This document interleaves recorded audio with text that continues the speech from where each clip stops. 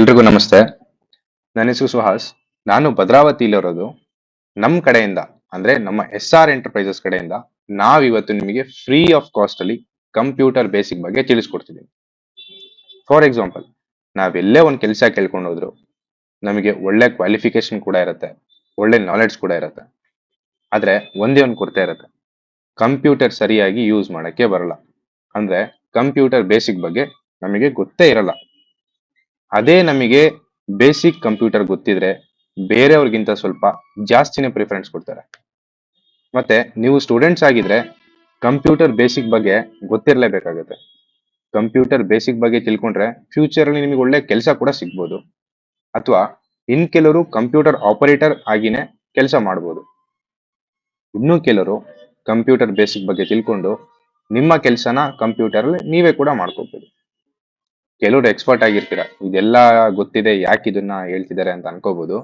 ಆದ್ರೆ ಕೆಲವರಿಗೆ ಇದ್ರ ಬಗ್ಗೆ ಗೊತ್ತಿರಲ್ಲ. ಅದಕ್ಕೆ ನಾನು ತಿಳಿಸ್ಕೊಡ್ತಾ ಇದೀನಿ. ಮತ್ತೆ ಈ ಕ್ಲಾಸ್ ನ ನೀವೇ ಫೋಕಸ್ ಕೊಟ್ಟು ಕೇಳಬೇಕಾಗತ್ತೆ. ನಾನು ನಿಮಗೆ PPT ಪ್ರೆಸೆಂಟೇಶನ್ ಕೊಟ್ಟು ಅದ್ರ ಜೊತೆಲಿ ಎಕ್ಸ್ಪ್ಲೇನ್ ಕೂಡ ಮಾಡ್ತೀನಿ. ಈ ಕ್ಲಾಸ್ ಕಂಪ್ಲೀಟ್ ಯೂಟ್ಯೂಬ್ ಅಲ್ಲಿ ಅಪ್ಲೋಡ್ ಆಗುತ್ತೆ, ಲಿಂಕ್ ಕೂಡ ಶೇರ್ ಮಾಡ್ತೀವಿ. ನೀವು ಬೇಕಾದ್ರೆ ಈ ಕ್ಲಾಸ್ ನ ಇನ್ನೊಂದ್ಸಲ ಕೇಳ್ಬೋದು, ಅಥವಾ ಲಿಂಕ್ ನ ನಿಮ್ ಫ್ರೆಂಡ್ಸ್ ಅಥವಾ ಕೊಲೀಗ್ಸ್ ಜೊತೆ ಶೇರ್ ಮಾಡ್ಬೋದು. ಅವ್ರಿಗೆ ಇದರಿಂದ ನಾಲೆಡ್ಜ್ ಕೂಡ ಸಿಗತ್ತೆ. ಬನ್ನಿ ಹಾಗಾದ್ರೆ ಡೇ 1 ಕ್ಲಾಸ್ ನ ಶುರು ಮಾಡೋಣ. ಇವತ್ತು ಈ ಕ್ಲಾಸ್ ಅಲ್ಲಿ ನಾವು ಯಾವ್ಯಾವ ಟಾಪಿಕ್ಸ್ ಬಗ್ಗೆ ಮಾತಾಡ್ತೀವಿ ಅನ್ನೋ ತಿಳ್ಕೊಳ್ಳೋಣ. ಮೊದಲನೇದಾಗಿ, what is a computer? Computer ಅಂದ್ರೆ ಏನು? ಇದು ಮೊದಲನೇ ಟಾಪಿಕ್ ಆಗಿರತ್ತೆ. ಎರಡನೇದು, ಹಿಸ್ಟ್ರಿ ಆಫ್ ಕಂಪ್ಯೂಟರ್.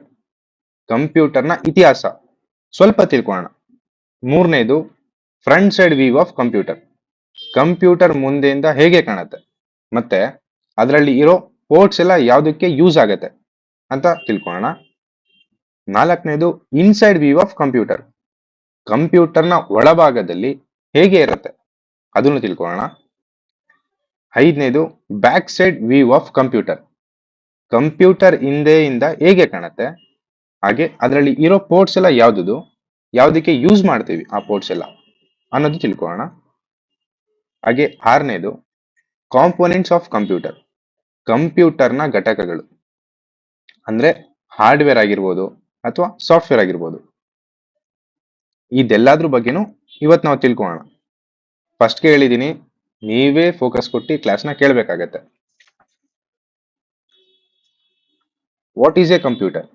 ಕಂಪ್ಯೂಟರ್ ಎಂದರೇನು? ಮೊದಲನೇದಾಗಿ, ಕಂಪ್ಯೂಟರ್ನ ನಾವು ಕನ್ನಡದಲ್ಲಿ ಗಣಕಯಂತ್ರ ಅಂತ ಕರಿತೀವಿ. ಹಾಗಾದ್ರೆ ಕಂಪ್ಯೂಟರ್ ಅಂದ್ರೆ ಏನು? ಕಂಪ್ಯೂಟರ್ ಒಂದು ಕರೆಂಟ್ ಇಂದ ವರ್ಕ್ ಆಗೋ ಸಾಧನ ಆಗಿರುತ್ತೆ. ನಾವು ಇದನ್ನ ಯಾಕೆ ಯೂಸ್ ಮಾಡ್ತೀವಿ ಅಂದ್ರೆ, ಮೇನ್ಲಿ ನಮ್ಮ ಪರ್ಸನಲ್ ಡೇಟಾ ಆಗಿರ್ಬೋದು ಅಥವಾ ಇಂಪಾರ್ಟೆಂಟ್ ಫೈಲ್ಸ್ ಆಗಿರ್ಬೋದು, ಇದನ್ನ ಸ್ಟೋರ್ ಮಾಡ್ಲಿಕ್ಕೆ ಯೂಸ್ ಮಾಡ್ತೀವಿ. ಹಾಗೆ ನಾವು ಸ್ಟೋರ್ ಮಾಡಿರೋ ಕಂಪ್ಲೀಟ್ ಎಲ್ಲಾ ಡೇಟಾನು ಮಾನಿಟರ್ ಥ್ರೂ ನಮಗೆ ಔಟ್ಪುಟ್ ಕೊಡುತ್ತೆ. ಸಿಂಪಲ್ ಇದು. ಕಂಪ್ಯೂಟರ್ ಅಂದ್ರೆ ಇದರಲ್ಲಿ ಏನ್ ಸ್ಟೋರ್ ಆಗುತ್ತೋ ಅದನ್ನ ಪ್ರೊಸೆಸ್ ಮಾಡಿ ಮಾನಿಟರ್ ಅಲ್ಲಿ ಔಟ್ಪುಟ್ ಕೊಡುತ್ತೆ. ಇನ್ನ ಹಿಸ್ಟ್ರಿ ಆಫ್ ಕಂಪ್ಯೂಟರ್. ಕಂಪ್ಯೂಟರ್ನ ಇತಿಹಾಸ.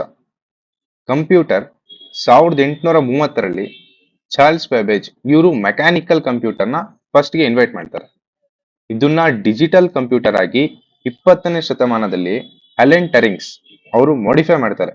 ಅಂದ್ರೆ ಕಂಪ್ಲೀಟ್ ಆಗಿ ಡಿಜಿಟಲ್ ರೀತಿ ಬದಲಾಯಿಸ್ತಾರೆ.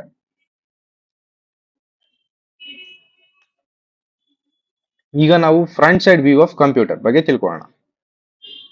ಇಲ್ಲಿ ನೋಡ್ಬೋದು, ಕಂಪ್ಯೂಟರ್ ನೋಡ್ಲಿಕ್ಕೆ ನಮಗೆ ಈ ರೀತಿ ಕಾಣುತ್ತೆ. ಕಂಪ್ಯೂಟರ್ ಅಲ್ಲಿ CPU ಇರುತ್ತೆ, ಕೀಬೋರ್ಡ್ ಇರುತ್ತೆ, ಮಾನಿಟರ್ ಇರುತ್ತೆ, ಹಾಗೆ ಮೌಸ್ ಕೂಡ ಇರುತ್ತೆ. ಇಲ್ಲಿ ನೋಡಿ, ಇದರಲ್ಲಿ CD-ROM, ಇದನ್ನ ನಾವು DVD ರೈಟರ್ ಅಂತಾನು ಕರಿತೀವಿ. ಅವಾಗೆಲ್ಲ ಪ್ರತಿಯೊಂದು ಡೇಟಾ ಅಂದ್ರೆ ವರ್ಚುವಲ್ ಡೇಟಾನ ಇದರಿಂದ ಕಂಪ್ಯೂಟರ್ ಅಲ್ಲಿ ಸ್ಟೋರ್ ಮಾಡ್ತಿದ್ವಿ. ನೆಕ್ಸ್ಟ್, ಮೆಮೊರಿ ಕಾರ್ಡ್ ಸ್ಲಾಟ್ ಕೂಡ ಇರುತ್ತೆ. ಇದರಿಂದನೂ ಕೂಡ ನಾವು ಡೇಟಾನ ಇನ್ಪುಟ್ ಮಾಡ್ತಿದ್ವಿ. ಮತ್ತೆ ಫ್ಲಾಪಿ ಡಿಸ್ಕ್, ಇದು ಕೂಡ ಒಂದು ಇನ್ಪುಟ್ ಡಿವೈಸ್ ಕೂಡ ಆಗಿರುತ್ತೆ. Next, air ventilation. Air ventilation ಅಂದ್ರೆ CPU ಒಳಗೆ ಯಾವುದೇ ಕಾಂಪೋನೆಂಟ್ಸ್ ಟೆಂಪರೇಚರ್ ಹೈ ಆಗಿರ್ಲಿ ಅದನ್ನ ಎಕ್ಸಾಸ್ಟ್ ಫ್ಯಾನ್ ಮೂಲಕ ಹೊರಗಾಕತ್ತೆ. Next, sector doors connectors. ಇದರಲ್ಲಿ IEEE ports, USB ports, headphone slot, line in slot ಮತ್ತೆ ಮೈಕ್ರೋಫೋನ್ ಪೋರ್ಟ್ ಕೂಡ ಇರುತ್ತೆ. ಇದೆಲ್ಲ ಬಂದು ನಮಗೆ ಔಟ್ಪುಟ್ ಡಿವೈಸ್ ಕೂಡ ಆಗಿರುತ್ತೆ. ಇನ್ನ ಇದರಲ್ಲಿ ಪವರ್ ಬಟನ್ ಕೂಡ ಇರುತ್ತೆ, ಹಾಗೆ ಫ್ಯಾನ್ಸಿ ಲೈಟ್ಸ್ ಕೂಡ ಇರುತ್ತೆ. ಈ ಫ್ಯಾನ್ಸಿ ಲೈಟ್ಸ್ ನ ಏಕ್ ಯೂಸ್ ಮಾಡ್ತೀವಿ ಅಂತ ಅಂದ್ರೆ, ಕಂಪ್ಯೂಟರ್ ಒಳಗೆ ಯಾವುದೇ ಹಾರ್ಡ್ ಡಿಸ್ಕ್ ಆಗಿರ್ಲಿ ಅಥವಾ SSD ಆಗಿರ್ಲಿ, ಇದೇನೇ ಒಂದ್ ಎರರ್ ಇದ್ರು ಈ ಫ್ಯಾನ್ಸಿ ಲೈಟರ್ ಇಂಡಿಕೇಶನ್ ನಮಗೆ ತೋರಿಸುತ್ತೆ. ಅದು ವರ್ಕ್ ಆದ್ರೂ ತೋರಿಸುತ್ತೆ, ಅದು ಎರರ್ ಇದ್ರೂ ತೋರಿಸುತ್ತೆ. ಅಂಡ್ ಪವರ್ ಆನ್ ಲೈಟ್ ಕೂಡ ಇರುತ್ತೆ ಇದರಲ್ಲಿ. ಫ್ಯೂಚರ್ಲಿ ಎಕ್ಸ್ಪಾನ್ಷನ್ ಮಾಡಕ್ಕೆ ಅಡಿಷನಲ್ ಡ್ರೈವ್ಸ್ ಕೂಡ ಇರುತ್ತೆ. ಇವಾಗ ಇನ್ಸೈಡ್ ವ್ಯೂ ಆಫ್ ಕಂಪ್ಯೂಟರ್ನ ಒಳಗೆ ಹೇಗೆ ಇರುತ್ತೆ ಅಂತ ನೋಡ್ತೀವಿ, ಮತ್ತೆ ಅದರಲ್ಲಿರೋ ಕಾಂಪೋನೆಂಟ್ಸ್ ಬಗ್ಗೆನೂ ತಿಳ್ಕೊಳ್ಳೋಣ. ಮೊದಲನೇದು PSU ಅಂದ್ರೆ ಪವರ್ ಸಪ್ಲೈ ಯೂನಿಟ್. ಇದರಿಂದ ಕಂಪ್ಲೀಟ್ ಎಲ್ಲ ಕಾಂಪೋನೆಂಟ್ಸ್ಗೂ ಪವರ್ ಸಪ್ಲೈ ಆಗುತ್ತೆ, ಮತ್ತೆ ಅದು ವರ್ಕ್ ಕೂಡ ಸ್ಟಾರ್ಟ್ ಮಾಡುತ್ತೆ. ಹಾಗೆ ನೆಕ್ಸ್ಟ್ ನೋಡೋದಾದ್ರೆ CPU ಸೆಂಟ್ರಲ್ ಪ್ರೊಸೆಸಿಂಗ್ ಯೂನಿಟ್. ನಾವು ಇದನ್ನ ಶಾರ್ಟ್ ಆಗಿ ಪ್ರೊಸೆಸರ್ ಅಂತಾನೂ ಕರಿತೀವಿ. ಇದು ನಮ್ಮ ಬಾಡಿಲಿ ಹಾರ್ಟ್ ಯಾವ ರೀತಿ ಕೆಲಸ ಮಾಡುತ್ತೋ ಆ ರೀತಿ ಕಂಪ್ಯೂಟರ್ಲಿ ಕೆಲಸ ಮಾಡುತ್ತೆ. ಡೇಟಾನ ಹೇಗೆ ಇನ್ಪುಟ್ ತಗೋಬೇಕು, ಹಾಗೆ ಹೇಗೆ ಔಟ್ಪುಟ್ ಕೊಡಬೇಕು, ಈ ತರ ಹಲವಾರು ವಿಷಯಗಳು ಇದರಲ್ಲಿ ಪ್ರೀ ಇನ್ಸ್ಟಾಲ್ ಆಗಿರುತ್ತೆ, ಅಂದ್ರೆ ಮುಂಚೆನೆ ಸ್ಟೋರ್ ಆಗಿರುತ್ತೆ. Next hard disk. ಇದು ಬಹಳ ಮುಖ್ಯವಾದ ಪಾತ್ರನ ನಿರ್ವಹಿಸುತ್ತೆ. ಯಾಕೆ ಅಂದ್ರೆ ನೀವೇನೇ ಡೇಟಾ ಇನ್ಪುಟ್ ಕೊಟ್ರು ಅದೆಲ್ಲ ಸೇಫ್ ಅಂಡ್ ಸೆಕ್ಯೂರ್ ಆಗಿ ಹಾರ್ಡ್ ಡಿಸ್ಕ್ ಅಲ್ಲಿ ಸ್ಟೋರ್ ಆಗುತ್ತೆ. Next RAM. ಇದನ್ನ ನಾವು ಇಂಗ್ಲಿಷ್ ಅಲ್ಲಿ ರ್ಯಾಂಡಮ್ ಆಕ್ಸೆಸ್ ಮೆಮೊರಿ ಅಂತ ಕರಿತೀವಿ. ಇದು ಯಾಕೆ ಯೂಸ್ ಆಗುತ್ತೆ ಅಂದ್ರೆ ಟೆಂಪ್ರವರಿ ಡೇಟಾನ ಸ್ಟೋರ್ ಮಾಡುತ್ತೆ, ಜೊತೆಲಿ ಕಂಪ್ಯೂಟರ್ ಫಾಸ್ಟ್ ಆಗಿ ಯೂಸ್ ಮಾಡ್ಲಿಕ್ಕೆ ನಮಗೆ ಸಪೋರ್ಟ್ ಮಾಡುತ್ತೆ. Next mother board. ಇನ್ಪುಟ್ ಮತ್ತೆ ಔಟ್ಪುಟ್ ಡಿವೈಸ್ ಎರಡು ಕೂಡ ಆಕ್ಸೆಸಬಲ್ ಈ ಮದರ್ ಬೋರ್ಡ್ ಇರುತ್ತೆ. ಮತ್ತೆ ಪ್ರೊಸೆಸರ್ ಆಗಿರ್ಲಿ ಮದರ್ ಬೋರ್ಡ್ ಆಗಿರ್ಲಿ, ಎರಡು ಕಾಂಬಿನೇಷನ್ ಮೇಲೆ ನಾವು ಕಂಪ್ಯೂಟರ್ನ ಬಿಲ್ಡ್ ಮಾಡ್ತೀವಿ. ಮತ್ತೆ ಇದರಲ್ಲಿ ಗ್ರಾಫಿಕ್ ಕಾರ್ಡ್ ಕೂಡ ಇರುತ್ತೆ. ಗ್ರಾಫಿಕ್ ಕಾರ್ಡ್ನ ಯಾಕೆ ಯೂಸ್ ಮಾಡ್ತೀವಿ ಅಂತ ಅಂದ್ರೆ, ಫಾರ್ ಎಕ್ಸಾಂಪಲ್ HD ಆಗಿರ್ಲಿ ಇಲ್ಲ SD ಆಗಿರ್ಲಿ, ಈ ವಿಡಿಯೋಸ್ ಮತ್ತೆ ಫೋಟೋಸ್ನ 4K ಅಥವಾ 8K ವರೆಗೂ ಸಪೋರ್ಟ್ ಮಾಡ್ಲಿಕ್ಕೆ ಯೂಸ್ ಮಾಡ್ತೀವಿ, ಅಂದ್ರೆ ಅಪ್ಗ್ರೇಡ್ ಮಾಡ್ಲಿಕ್ಕೆ ಯೂಸ್ ಮಾಡ್ತೀವಿ. ರೆಸಲ್ಯೂಷನ್ ಜಾಸ್ತಿ ಆಗುತ್ತೆ ಇದರಿಂದ. ಇದನ್ನ ಆಲ್ಮೋಸ್ಟ್ ಎಡಿಟಿಂಗ್ ಅಥವಾ ಗೇಮಿಂಗ್ ಅವರು ತುಂಬಾ ಯೂಸ್ ಮಾಡ್ತಾರೆ. Next back side view of computer. ಇಲ್ಲಿ ನೋಡ್ಬೋದು ಕಂಪ್ಯೂಟರ್ ಹಿಂದೆ ಪವರ್ ಕಾರ್ಡ್ ನ ಪ್ಲಗ್ ಮಾಡಕ್ಕೆ SMPS ಅಲ್ಲಿ ಸ್ಲಾಟ್ ಇರುತ್ತೆ. SMPS ಅಂದ್ರೆ ಆಗ್ಲೇ ಹೇಳಿದೀನಿ, ಸ್ವಿಚ್ ಮೋಡ್ ಪವರ್ ಸಪ್ಲೈ ಅಂತ. ಹಾಗೆ ವಿಡಿಯೋ ಔಟ್ಪುಟ್ ಕೊಡಕ್ಕೆ VGA ಆಗಿರ್ಲಿ HDMI ಆಗಿರ್ಲಿ DVI ಆಗಿರ್ಲಿ, ಈ 3 ಸ್ಲಾಟ್ಸ್ ಕೂಡ ಇರುತ್ತೆ.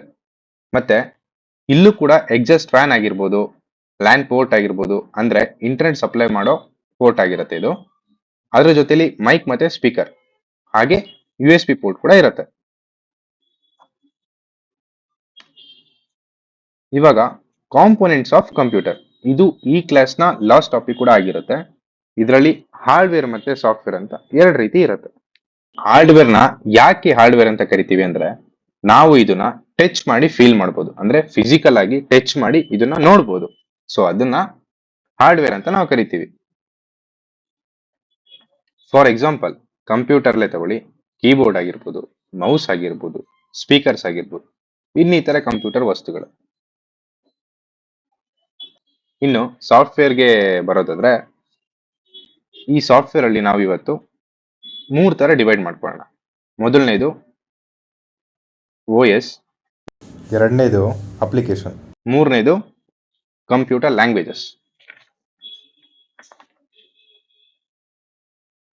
ಈಗ OS ಅಲ್ಲಿ ಯಾವ್ಯಾವ OS ಬರುತ್ತೆ ಅಂತ ತಿಳ್ಕೊಳ್ಳೋಣ, ಮತ್ತೆ OS ಅಂದ್ರೆ ಏನು ಅಂತ ತಿಳ್ಕೊಳ್ಳೋಣ. OS ಅಲ್ಲಿ ವಿಂಡೋಸ್ OS ಅಂತ ಬರುತ್ತೆ, ಹಾಗೆ ಉಬಂಟು, ಖಾಲಿ ಲಿನಕ್ಸ್, ಇದೆಲ್ಲ ಕಂಪ್ಯೂಟರ್ ನಲ್ಲಿ ಬರುವಂತ ಒಂದು ಆಪರೇಟಿಂಗ್ ಸಿಸ್ಟಮ್ ಆಗಿರುತ್ತೆ. ಇನ್ನು ಈ ತರ ತುಂಬಾ ಎಜುಕೇಶನಲ್ ಆಪರೇಟಿಂಗ್ ಸಿಸ್ಟಮ್ ಕೂಡ ನಾವು ನೋಡಬಹುದು. ಇನ್ನು ಮುಂದೆ ನೋಡೋದಾದ್ರೆ, ಇದು ಎಲ್ಲ ಪ್ಯೂರ್ಲಿ ಅಪ್ಲಿಕೇಶನ್ ಸಾಫ್ಟ್ವೇರ್ ಆಗಿರುತ್ತೆ. ಇವತ್ತಿನ ಪ್ರಪಂಚನೇ ಇದ್ರ ಮೇಲೆ ಡಿಪೆಂಡ್ ಆಗಿ ನಡೀತಿದ್ದೆ ಅಂದ್ರೂ ತಪ್ಪಾಗಲ್ಲ. ಇನ್ನು ಕೊನೆಯದಾಗಿ ನೋಡೋದಾದ್ರೆ ಕಂಪ್ಯೂಟರ್ನ ಲ್ಯಾಂಗ್ವೇಜಸ್, SQL ಆಗಿರ್ಬೋದು, ಜಾವಾ ಆಗಿರ್ಬೋದು, HTML ಆಗಿರ್ಬೋದು, C++, ಇನ್ನು ಈ ತರ ತುಂಬಾ ಲ್ಯಾಂಗ್ವೇಜಸ್ ಇದೆ. ಇದೆಲ್ಲ ಕಂಪ್ಯೂಟರ್ ಅಪ್ಲಿಕೇಶನ್ ಅಥವಾ ವೆಬ್ಸೈಟ್ ನ ಬಿಲ್ಡ್ ಮಾಡ್ಲಿಕ್ಕೆ ಯೂಸ್ ಮಾಡ್ತೀವಿ. ಒಂದು ಬೆಸ್ಟ್ ಎಕ್ಸಾಂಪಲ್ ನೋಡೋದಾದ್ರೆ, ಒಂದು ವೆಬ್ಸೈಟ್ ಇರುತ್ತೆ, ಆ ವೆಬ್ಸೈಟ್ ನ ಕಂಪ್ಲೀಟ್ ಕಂಟ್ರೋಲ್ ಮಾಡ್ಲಿಕ್ಕೆ ಒಂದು ಆಕ್ಸೆಸ್ ಇರುತ್ತೆ. ನಾವು ಅದನ್ನ ಅಡ್ಮಿನ್ ಪ್ಯಾನಲ್ ಅಂತ ಕರಿತೀವಿ. ಈ ಕಂಟ್ರೋಲ್ ಮಾಡೋ ಪ್ರೊಸೆಸ್ ಏನಿದೆ, ಇದನ್ನ HTML ಲ್ಯಾಂಗ್ವೇಜ್ ಇಂದ ಡೆವಲಪ್ ಮಾಡಿರ್ತಾರೆ. ಇದು ಕಂಪ್ಯೂಟರ್ ಲ್ಯಾಂಗ್ವೇಜಸ್ ಅಲ್ಲಿ ಒಂದು ಪಾರ್ಟ್ ಆಗಿರುತ್ತೆ. ಸೊ ನಾವಿವತ್ತು ಬೇಸಿಕ್ ಆಫ್ ಕಂಪ್ಯೂಟರ್ ಬಗ್ಗೆ ತಿಳ್ಕೊಂಡಿದ್ದೀವಿ. ಇನ್ನ ಮುಂದೆ ನೆಕ್ಸ್ಟ್ ಕ್ಲಾಸ್ ಬಂದು MS ಎಕ್ಸೆಲ್ ಬಗ್ಗೆ ಡೆಪ್ತ್ ಆಗಿ ತಿಳ್ಕೊಳ್ಳೋಣ. ಎಕ್ಸೆಲ್ ಕ್ಲಾಸ್ ಬಂದು ನಿಮಗೆ ತುಂಬಾ ಇಂಪಾರ್ಟೆಂಟ್ ಕೂಡ ಆಗಿರುತ್ತೆ. ಇದರಿಂದ ನಿಮಗೆ ತುಂಬಾ ಯೂಸ್ಫುಲ್ ಕೂಡ ಇರುತ್ತೆ. ಇವಾಗ ನೋಡೋದಾದ್ರೆ ಎಲ್ಲೇ ಹೋದ್ರು ನಿಮಗೆ ಎಕ್ಸೆಲ್ ನಾಲೆಡ್ಜ್ ಬಗ್ಗೆ ಕೇಳ್ತಾರೆ. ಸೊ ಮೊದಲನೇ ಕ್ಲಾಸ್ ಬೇಸಿಕ್ ಆಫ್ ಕಂಪ್ಯೂಟರ್ ಬಗ್ಗೆ ಹೇಳ್ಕೊಟ್ಟಿನಿ. ಎರಡನೇ ಕ್ಲಾಸ್ ಬಂದು ಎಕ್ಸೆಲ್ ಬಗ್ಗೆ ತಿಳಿಸ್ಕೊಡ್ತೀನಿ ನಿಮಗೆ. ಮತ್ತೆ ಈ ಕ್ಲಾಸ್ ಕಂಪ್ಲೀಟ್ ಆಗಿ ಯೂಟ್ಯೂಬ್ ಅಲ್ಲಿ ಅಪ್ಲೋಡ್ ಆಗುತ್ತೆ ಅಂತ ನಾನು ಮೊದಲೇ ಹೇಳಿದ್ದೀನಿ. ಈ ಯೂಟ್ಯೂಬ್ ಅಲ್ಲಿ ಅಪ್ಲೋಡ್ ಆಗೋ ಲಿಂಕ್ ಎಲ್ಲ ನಿಮ್ ಮೇಲ್ ಅಥವಾ ವಾಟ್ಸ್ಆಪ್ ಗೆ ಬರುತ್ತೆ. ಸೊ ಈ ಕ್ಲಾಸ್ ನ ನೀವು ಮತ್ತೆ ಕೇಳಬಹುದು. ಹಾಗೆ ಈ ಕ್ಲಾಸ್ ನ ನಿಮ್ ಫ್ರೆಂಡ್ಸ್ ಅಥವಾ ಕೊಲೀಗ್ಸ್ ಜೊತೆ ಶೇರ್ ಮಾಡಬಹುದು. ಸೊ ಎಲ್ರಿಗೂ ಥ್ಯಾಂಕ್ಸ್ ಹೇಳ್ತಾ ಈ ಕ್ಲಾಸ್ ನ ಇಲ್ಲಿಗೆ ಮುಗಿಸ್ತಾ ಇದ್ದೀನಿ. Thank you.